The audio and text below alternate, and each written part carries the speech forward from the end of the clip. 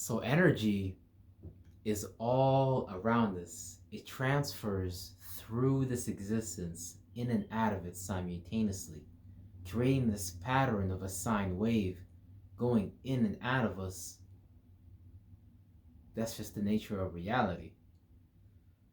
I mean, we breathe in and out, we exchange, we take in oxygen and we breathe out whatever.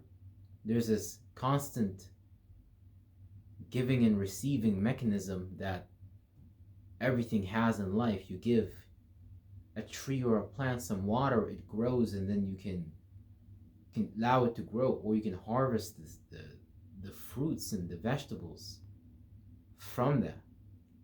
So energy is literally around us in all of existence, and energy powers existence, but it's this simultaneous act of giving and receiving, to be and to let be. You know, when the day comes up, through the sun revealing itself, the night doesn't fight it. The night doesn't tell the sun, no, you cannot shine your light today. No, the night understands that, even the sun has its own time to be.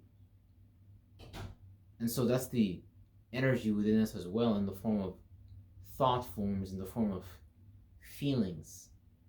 Is these things that we give birth to inside of ourselves. And as I sit here in front of you and give birth to these words to describe the space that I am in, to observe this whole existence from, because we all observe existence from the space that we are within. If we are within a space of doubt, fear, guilt, shame, and hate, then that's the space we're going to absorb existence with, even though love and abundance may be all around us. Because this is the space we are in, this is what we're going to give out. And so whatever space you are in, there's a constant energy exchange of receiving and giving that you reciprocate with, as a spirit who has a position of a soul within a body. And that expression makes itself known, and that reality, that existence that we live internally, makes itself known externally, through the experiences, through the energetic forms that we manifest and things like that. Because not all of us has chosen the same energetic expression within this form of density. And so it's our job, or it's our duty, to understand that energy has its many different forms within this realm of reality. That God does not have a particular shape or form. God does not support skin color. This is all just chakra colors, wheels, representations of as above, so below. But we get stuck in worshiping pieces of this existence, of this energy that transforms itself continuously, effortlessly, and constantly.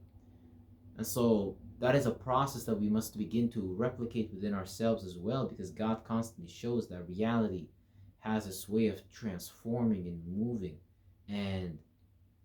but it's yet all one within itself. See, this is why we have polytheism and monotheism. And I'm not sure what these terms are referring to either, but I do know this. I do know that some religions divide God into multiple pieces, like Hindus, Buddhism, and things like that, and try to bring it all into one existence. But they are talking about the separate parts within this body that we are in, as far as what I refer to as a parameter, which is as far as the overall God. And some choose one God because it is one God, it is one existence. But similar to how we have a human body, which is a mimic clone body, we study the human body and we study the different parts of it, and in turn the ecosystem that is within us, so we understand how it works and how we can help ourselves and potentially help others, or we can study it to bring the demise of others through the understanding of existence, which existences in general. When you look underneath a microscope and you try to zoom into a human body, you look at cells, and you look into that cell, you find more neuron paths, and you can zoom in until infinity. So you're in this body that is connected to both heaven and hell, because a human is just one step up, like one step between an angel and a demon. And so we are connected to both the purgatory, hell, fire, and we are also connected to the realms of the heavens and things like that. And so while we're here on earth, we want to understand these energetic signatures and not make ourselves a part of them as far as worship them, because you can see this in existence and whatnot. We all have virtues and principles, but all these virtues and principles are just different forms of energy that is continuously transforming and vibrating throughout reality. And so, just like how reality is constantly changing and morphing into newness, we have to allow ourselves to constantly morph into newness as well, because God is ever changing, and you need to have faith in your ability to change as well. It's not something that you can fight against.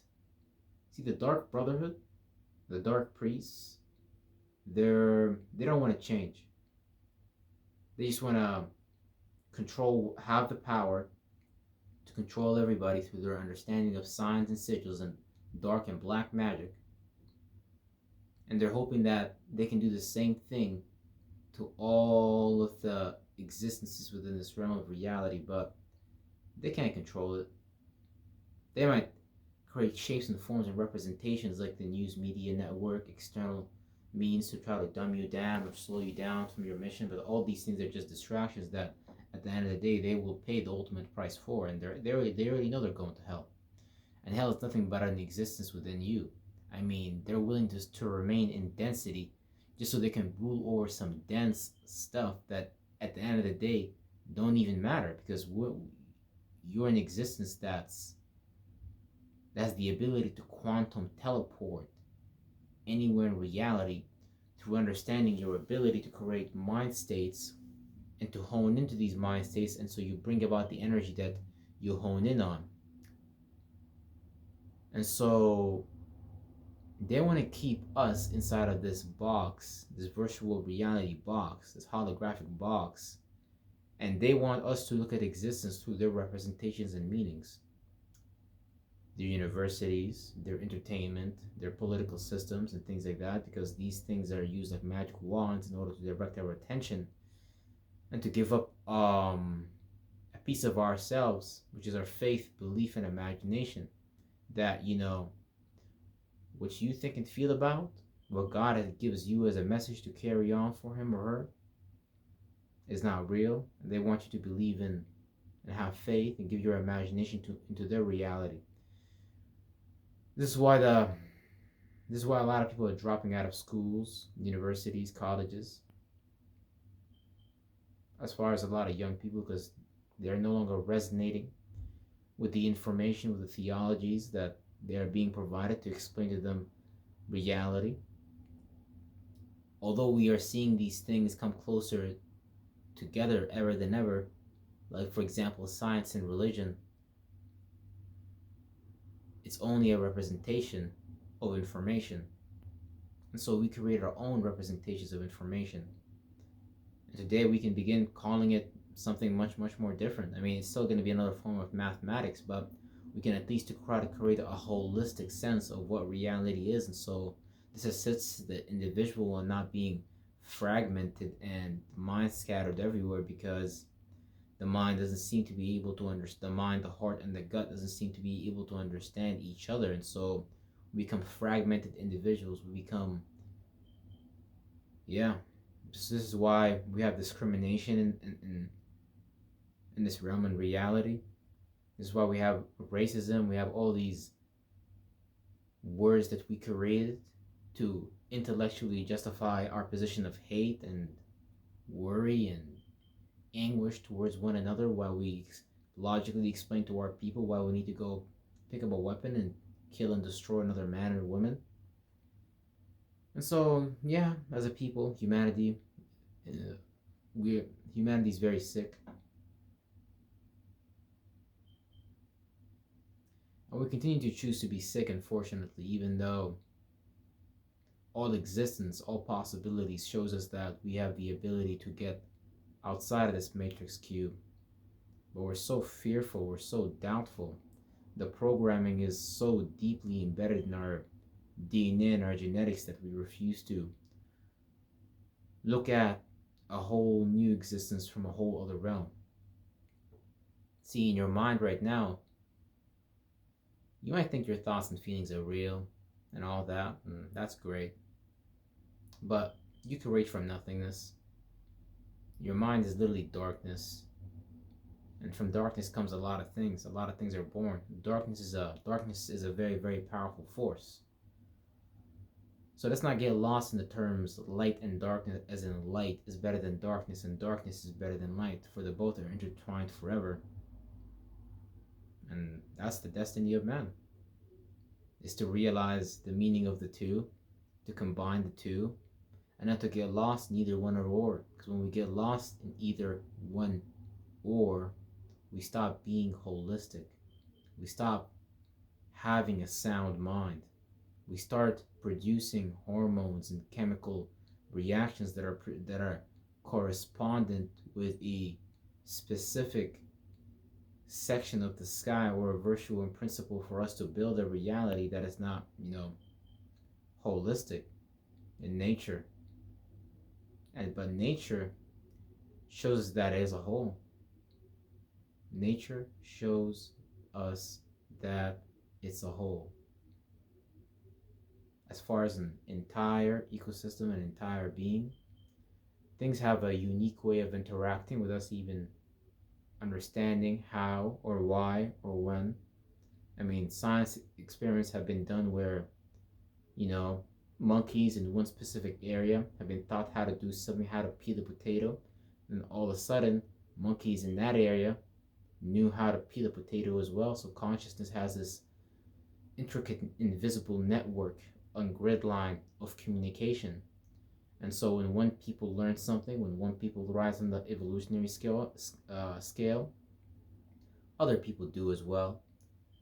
So in each geographical location in the world, when one group of people reaches a new level of consciousness, so are the others destined to, because we will feel the energetic shift. We may not be able to pinpoint it in the moment or second or minute, hour, month, year, years, because it's the dumbing down that has happened to us. But we will surely know that there's more to the world than what we've been shown. Anybody can flash light, anybody can flash consciousness before your eyes. Anybody can put on the pretty dress. Any man can put on his bun up and, create a method of attraction of, or subtraction and things like that. But the point being is, we are constantly shown representations of what reality is. However, reality is not a physical object, nor is it a person, place, or thing. It's rather a parameter that we are in, and beyond that parameter exist many other parameters and parallel realities that we can access through quantum mechanics, which is using a state of mind to hone in and to transform yourself. But you're really traveling to many places with your mind, and your body is just a medium for it. I mean, you don't even need a body, to tell you the truth. I mean, there's so many different bodies and so many different densities. You have so many things operating in your body with so many different densities. Your bones exist on a different density. Your muscular system exists on a different density. Your neurological signals exist on a different density.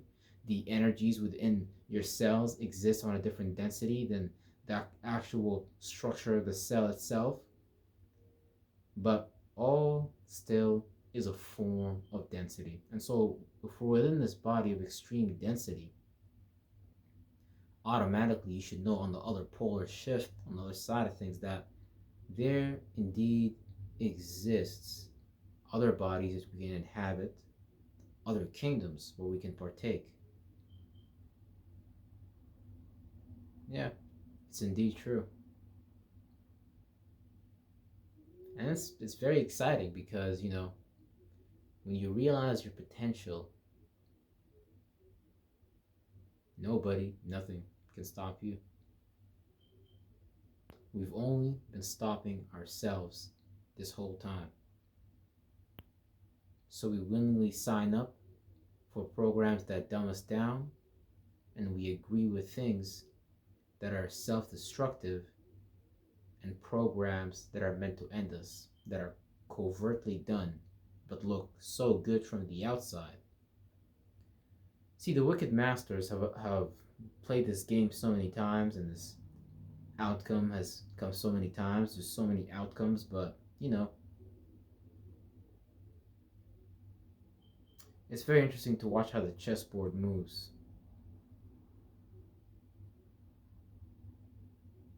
Just simply because there's only so many moves that you can play when you are in density and when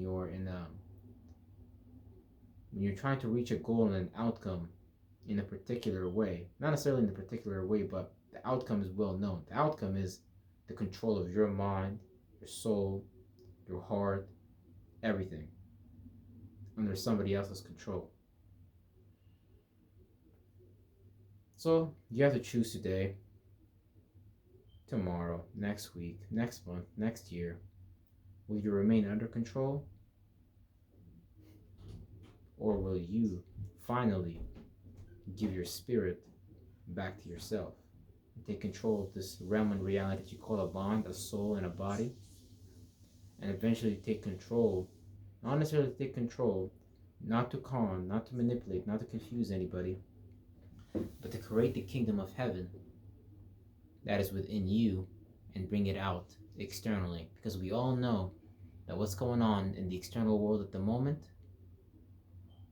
has nothing to do with God.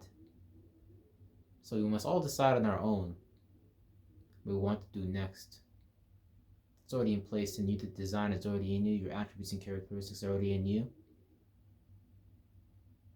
You simply just need the key to access it, which you already have the key, but you block yourself from the key. You hide the key underneath your bed.